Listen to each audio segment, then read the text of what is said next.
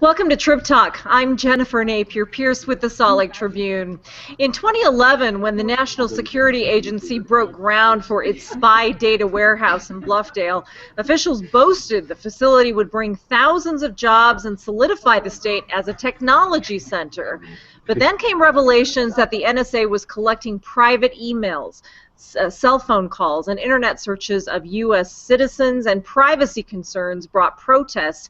And feeding the 1 million square foot beast also raised eyebrows with its $40 million a year electric bill and 1.7 million gallon of water per day thirst. Today on Trib Talk, we're talking about what we know and what we don't know about the new Utah data center, what information's being collected and stored there, and how the spy warehouse fits in with the future of Bluffdale, where it's located. Joining me on the Google Hangout now is Tribune reporter Nate Carlisle, who's been covering this story for months. His story, Utah Town Plans to Capitalize on NSA's data center, is online right now at sltrib.com. Nate joining me here in the Trib newsroom. Nate, hi. Hi, Jennifer. And you can join our conversation today. What do you think about having the NSA's massive data center right in our own backyard? Is it good for the local economy or bad for civil liberties, or both? You can send your questions and comments along to the hashtag TribTalk on Twitter or Google+. You can also leave them in the comments section at sltrib.com. And Nate, presumably the Utah data center is now open for business, but I guess there was no grand opening celebration. I mean, what do we know about what's going on inside? Well, certainly they didn't invite me to any grand opening, let's put it that way. Okay. Officially, the NSA isn't saying if the facility is operational.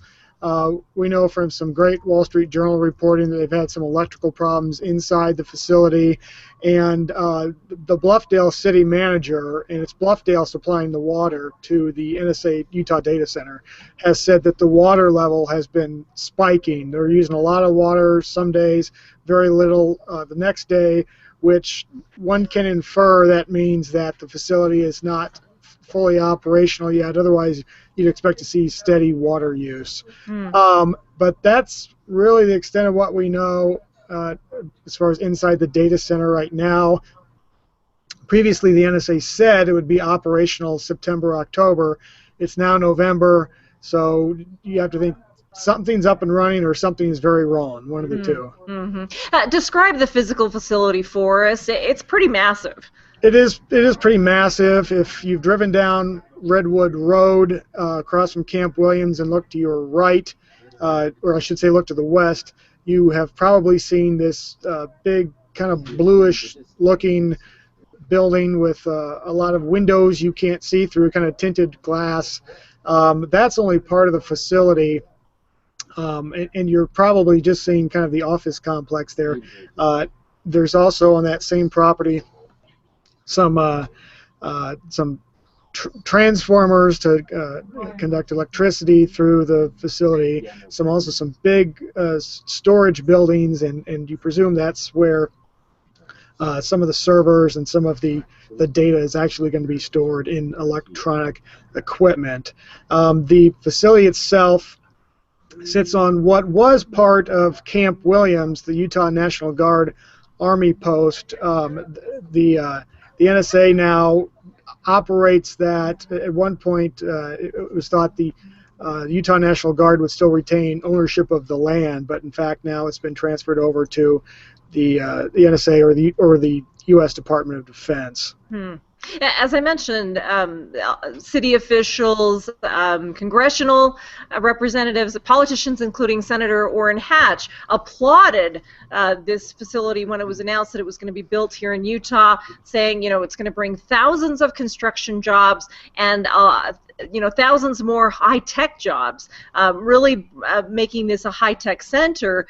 You've reported that it's more likely going to be in the hundreds. Do we know how many people work there? We know that the NSA has previously said about 200 employees will work there full time. It is correct that it did bring thousands of construction jobs, but the construction's over now, or appears to be over, so those jobs aren't here any longer. But then also, it is possible still that this helps bring some other high-tech jobs to the area, or some jobs to the area, either government contractors wanting to do business with the NSA, or that other private data centers are going to figure, well, if it was good enough for the NSA, maybe Utah is good enough for us.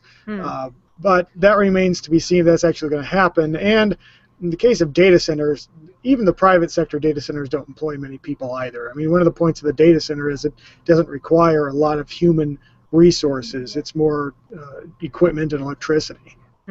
Talking with Tribune reporter Nate Carlisle about Utah's new NSA data center located in Bluffdale. We're curious about what exactly is being collected in there. Is it fully operational at this point?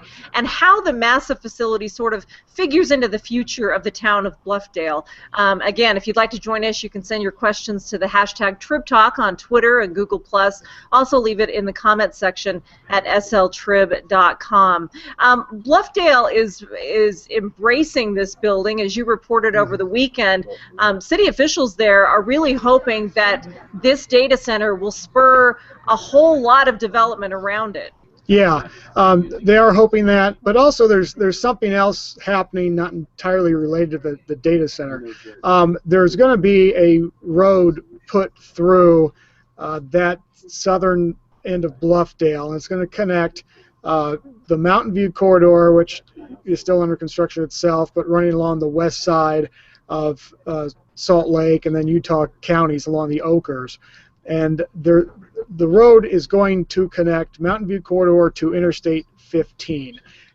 This road it's called Porter Rockwell Boulevard, and it's going to stretch about 4 miles, and it's going to produce a new east-west corridor in southwestern Salt Lake County. And they think that's going to really spur some businesses who are going to want to locate there for convenience purposes, and also you'll get a lot of commuters moving through there now too, and that attracts businesses. But that's a few years down the road. I mean, it's going to take a chunk of change to make that happen, right? Right. I mean, the estimates have kind of bounced around, but somewhere in the neighborhood, they're sitting now at somewhere about $25 to $30 million, and the state and or the federal government are going to have to help with that at some point. But they have already acquired about $8 million for the planning and to acquire some of the property and a little bit of the construction. So, and the road is on everyone's master plan. It's going to happen. It's just a matter of when. The Bluffdale city manager thinks it could be fully open in about 8 years. Okay. Again, speaking with Salt Lake Tribune reporter Nate Carlisle about Utah's new data center, the NSA facility that's located in Bluffdale, Utah. And joining us now is Lorina Potter. She is the Utah representative of the group Restore the Fourth, and she's joining us here in the Trib Newsroom. And Lorina, thank you so much for your time today. I appreciate it. No, thank you so much for having me here. We've been talking a little bit about what we know and what we don't know about this facility. What we don't know is how many people work there. We don't know exactly what they're collecting. We don't even know if it's open. And I'm assuming that groups like yours, all those unknowns surrounding the facility are a bit unsettling. I mean, what raises the red flag for you? The whole program raises the red flag for me. When you can't really explain why it's in place, you say that it's terrorism, and other than that, there's no real explanation. When they won't give you any explanations, and then every single thing that they've said about it, it comes back out that they've perjured themselves in front of Congress. That whole thing just terrifies me. What tipped over? What was the tipping point for you to get involved? To say, you know what, we've got to voice our concerns here.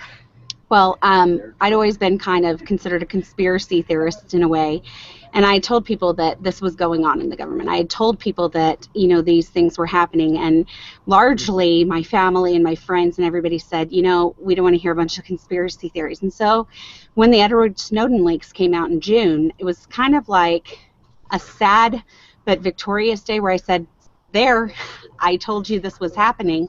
And so then once those things were revealed and there was evidence as to what they were doing, then it was like, what else can I do but get involved? Because now it's time to make my voice heard to get out there and say, you've got to listen, because it's much worse. Whatever it is that they're telling you, it's 10 times worse. And you're part of the Utah branch of a national group called Restore the Fourth, meaning the Fourth Amendment. That is correct. Okay. You protested on July 4th, Independence Day. Recap for us briefly what that experience was like and what you felt like you accomplished there. Well, we had a mixed group of people there, and obviously our group is a very mixed group of people. We're a nonpartisan group, but we had a lot of people there. There was a lot of people who were then aware, and I don't know how much we accomplished so far, like as the NSA noticing us, but I think that what we did is we brought real visibility to what's happening, and because we were able to get information out, I think that what we were able to do is just have the community at whole understand that this is the NSA data center here in our own backyards, and we have a great responsibility to get that information out and get the people in our community to get active and to try to overturn what we can about what has been brought here to our state. Back to the plans for Bluffdale, Nate Carlisle. In your interviews with the city manager, city planners in Bluffdale, are they getting inquiries from developers right now wanting to build out around that NSA data center campus? The short answer is yes. First of all, some developers already own property along this corridor, and so you've got some capable people there already. What I've been told by the city planners is that they haven't received inquiries necessary from any high-tech businesses yet. Right now, it's kind of the smaller retail stuff they've received inquiries for. However, one of the developers I talked to last week for the story that ran Monday has said he has had an inquiry from a tech firm who would like to put something in that area. Now, he didn't say which one. He didn't even say necessarily that it was related to the Utah data center, but there is a lot of other high-tech private businesses in that area, that sort of northern Utah County, southern Salt Lake County has some tech firms. If you've just driven up and down I-15, you've probably seen some of them. You've seen the new Adobe building, for example, in Lehigh. So the Utah has cheap electricity, which is a major reason that the NSA put this here. That's probably going to attract some other private firms, too. It's already attracted some private firms. What do the neighbors think? The people who live in Bluffdale, are they excited? Are they sort of wary about more development coming into their neighborhood? Sure. I mean, and there's always a NIMBY factor in these cases. I should point out, though, that the people I talked to, at least around Bluffdale, around that area that's going to be developed, they weren't concerned about the NSA data center. A lot of them didn't even know where it was, even though it was only about 2 miles from, especially one lady I spoke with. They were more concerned with that Porter Rockwell Boulevard extension that's going to connect Mountain View Corridor and I-15 and bring in presumably a lot of businesses and some housing through there too. I mean, it's good old-fashioned, am I going to hear traffic from my back porch kind of concerns. They're not worried about the NSA or the data center being there. Again, if you have questions or comments, send them to the hashtag Trib Talk on Twitter and Google+. Here's a question from TD Dial. Is there any evidence whatever, as opposed to conjecture based on documents of somewhat doubtful provenance, that data the NSA is collecting related to U.S. citizens and residents is being or has been used to suppress political dissent or punish dissenters? Is there any evidence that data collected has been disclosed incorrectly in connection with authorized NSA operations? Do either of you want to take a stab at that, Nate? Let me answer the suppress Americans' free speech question first. I am not aware that anything collected by the NSA has been used to suppress good old-fashioned free speech. The NSA has claimed that some of the information it's gathered have helped prevent terrorist attacks or deter terrorist attacks. As for the second part of that question about unauthorized disclosures, yes, there has been unauthorized disclosures of information gathered by the NSA over the years. Just a few weeks ago, a U.S. senator, I can't remember which one at the moment, released some documents that NSA had given him, I think from Inspector General's reports, talking about instances where NSA employees had, just of their own volition, started going through data collected for personal reasons, like somebody wanted to spy on their boyfriend or something like that. I mean, there were some instances of like that. So yes, there are some rules in place about what the NSA can and can't do with the data, and yes, those have been breached from time to time. This is a continuation of the comment. A statement was made at the beginning of the webcast that NSA collects telephone calls and email messages, suggesting implicitly that they are recording the telephone calls and the body of email messages. The president has stated publicly that both of those are false. What is the evidence that they are doing so? And again, Nate, first we need to distinguish between foreign and domestic. It is correct that when you're talking about U.S. citizens, the NSA is not supposed to be gathering the actual content of phone calls or emails without expressed authorization from a judge or a court. However, they are allowed to collect what's called the metadata, which if you go to your own call history on your cell phone right now, that's metadata. You know, who you called, who called you, what time, how long the call lasted. However, when you start talking about overseas, there's very little restrictions, if any, on the NSA. They can collect the content of phone calls, i.e. listen to the phone calls and record them of anyone overseas, read the emails of anyone overseas. Lorina, I want to get back to the Restore the Fourth movement. I mean, what exactly is wrong with keeping the country safe and secure, again, preventing terrorist attacks, collecting this kind of information? What's the problem with that? Well, I think that what it comes down to is the fact that it isn't the government's job to keep us safe in that respect. There were strict and implicit reasons why the Fourth Amendment came into our Constitution to begin with. And then, of course, the famous quote that goes around, and it's often misquoted or missaid, is what Benjamin Franklin said, that those who would sacrifice essential liberties for security does not deserve, liberty or security.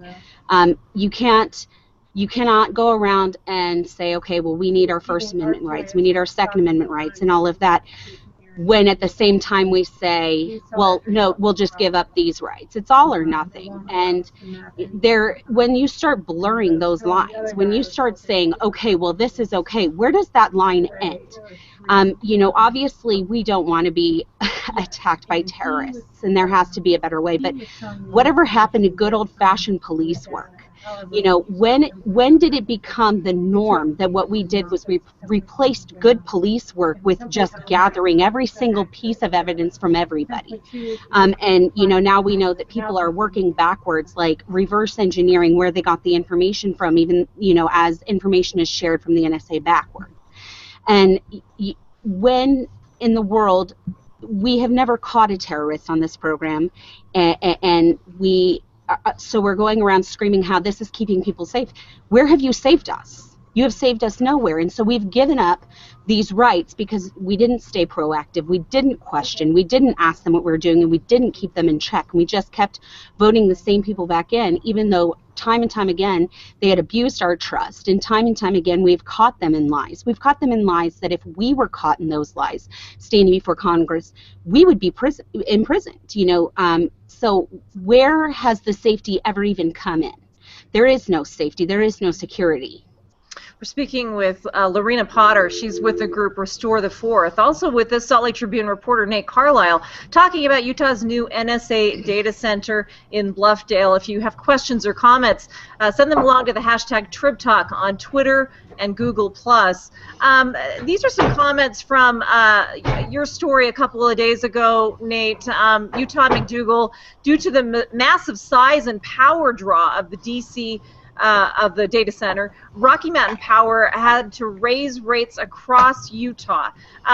Is that the case? I know that the data center is taking a massive amount of energy, but are taxes going up across the board? No. Rocky Mountain Power has said it has not raised rates due to the Utah data center. The Public Utilities Commission, which is the state board which has oversight of utility rates, has said that there's been no power rate increase because of the Utah data center, and both of those parties say that it's not going to cause an increase in rates. First of all, the NSA had, sorry, my earpiece is falling on me here.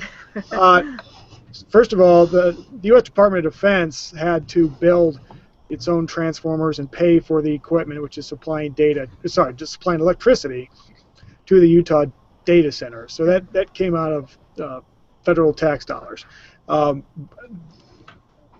Normally, if Rocky Mountain Power needed to install infrastructure, yeah, it probably would seek a rate increase, or it would come out of what ratepayers pay. But that didn't happen here. As much electricity as the Utah data center is going to take, there are bigger customers in Utah. The first one being Kennecott Copper, or what's now Rio Tinto. That is the biggest Rocky Mountain Power electricity customer in Utah. I think Hill Air Force Base uses more electricity than the Utah data center too. So while a lot of electricity is going into the Utah data center, it's not an unprecedented amount. I think. If I can interject with that, so yes, the federal government did, fund these things, and they did put these things in, but we paid for them. The federal government does not make income, so we did, at the end of the day, we did pay for this, and we will be paying for this ongoing. So whether or not it comes through Rocky Mountain Power, we are footing the funding for this. We are the taxpayers. The government does not stand there to make revenue, so this is our responsibility. I want to get to a few more comments on sltrib.com. Pit Bulls and Lipstick wrote, I moved to Bluffdale to get away from a gas station on every corner. I'm frustrated that we feel the need to fill in every inch of open space with sprawl. This from Rochelle Rigby Clark. I can assure you that Bluffdale residents, for the most part, would like a grocery store, but not a fast food establishment. We did not ask for the NSA building, but if it brings some tax dollars and a grocery store to Bluffdale, we aren't complaining. This one from Message Maven. 50 years ago, Redwood Road ended at 6400 South. I'm glad it doesn't now, and neither do all the tens of thousands of people who live past that mark. There does seem to be some concerns about the increasing density of this area. People, presumably that you interviewed, Nate, want sort of a rural lifestyle pretty close to downtown. Yeah, I think it's most accurate to say they want the best of both worlds. They want that rural feeling, which you still get in Bluffdale. I talk about in the article that where Porter Rockwell Boulevard is going to go through. There's a cow pasture sitting there right now. On the other hand, they also don't like having to drive to Lehigh or Draper or South Jordan to get groceries. They would like a little more convenience. One comment there about the tax dollars, I would point out that Bluffdale doesn't get any tax revenue or property taxes from the Utah data center because it's federal. Government does not pay taxes to government. I guess that commenter could be talking about how possibly there's some private companies will locate there in part because of the Utah data center, and that may happen, but that's still some years off. Well, I know that you've reported that the NSA is not real excited about having people film them. They shush some journalists away. It's a diplomatic way of putting it. Have you had or heard any statements from them about what they think about development sort of encroaching on their seclusion right now? The only time I've asked the NSA that is actually when Miss Potter's group, Restore the Fourth, adopted the highway. I asked the NSA for comment, and their only comment was I think it was something to the effect of highway designations are outside the NSA's purview. They're not discussing this. For what it's worth, we never heard from the NSA that isolation was a factor in why they came to Utah. What we heard from the NSA the few times they've talked to us about it was the electricity rates were a big factor. Having some labor force was a factor. Having some available land was a factor, and they've got their land there. I've never heard them say that. Oh yeah, we put it out in Utah because there's no one out there. That in fact, that doesn't even make a whole lot of sense, because they need some basic services. The plumbing backs up in there. They're going to have to call plumbers to get out there and stuff like that. I mean, you have to have people around. Nate just mentioned your group's protest style, Lorina. You've actually adopted the highway, the stretch of road that is clearly visible from the building. You had your first protest cleanup, I guess, Yes. recently. How did it go? We had a few people out there. It was definitely not in the numbers that we need. But we do have some very solid, core members that were there, and I was thrilled to death that they made it out. But we had a good time. We were out there with our signs, and we were cleaning up, and largely we got a lot of support from the people who were driving by. We got a lot of thumbs up. We got a lot of honks and waves. And so that made me feel like, even though there wasn't a large group of us out there, that we were getting the message out, and that we were very supported. I didn't see anybody who was out there, giving us any signs that they didn't want us there. And so largely the traffic that was passing by seemed very happy. And you say you wanted to convey a message. What is that message to the NSA? My message to the NSA is what you're doing is not okay. What you have done is completely unconstitutional, and you have violated every single right that I have that was given to me by God and not by you. And this came through for reasons, and the reasons are the same exact reasons that they've now arisen today. And it's not okay. What they're doing is not okay, and I want other people to know. And I think still people are very unaware of exactly how deep this goes. And a lot of it is still conspiracy theory, and a lot of people still want facts. But before now, it was all conspiracy theory. And what has come up to date is now fact, because we now have it on paper. But you don't have to jump very far to use your own common sense. Nate Carlisle, clearly you deal in the facts. Where is the story going to go? Do you see some avenues you'll be poking around?